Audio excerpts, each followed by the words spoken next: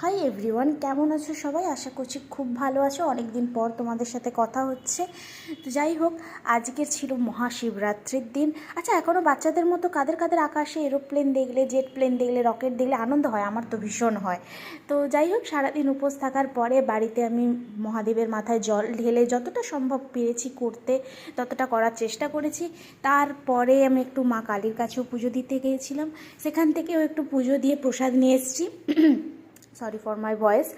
তারপরে যে অ্যারেঞ্জমেন্টটা করেছিল মা খাওয়া দাওয়ার, দারুণ ছিল, দুর্দান্ত এক গাড়ি আইটেম হয়েছিল, ঠিক আছে।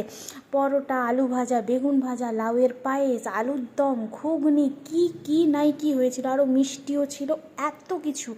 আচ্ছা, বারব্রত করার পরে কাদের কাদের মনে হয় যে যে কোনো খাবার মানে যখন খাওয়া শুরু করি এক নিঃশ্বাসে খাই? আমি তো রীতিমতো এক নিঃশ্বাসে খেয়েছি, মনে হচ্ছিলো যেন আমি নিঃশ্বাসই নিয়ে খাচ্ছি।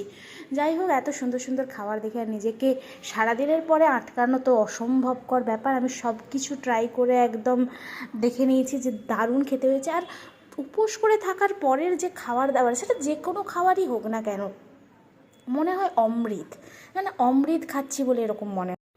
আচ্ছা, তোমাদের কেমন কাটলো পুরো দিনটা? অবশ্যই আমাকে জানিয়ে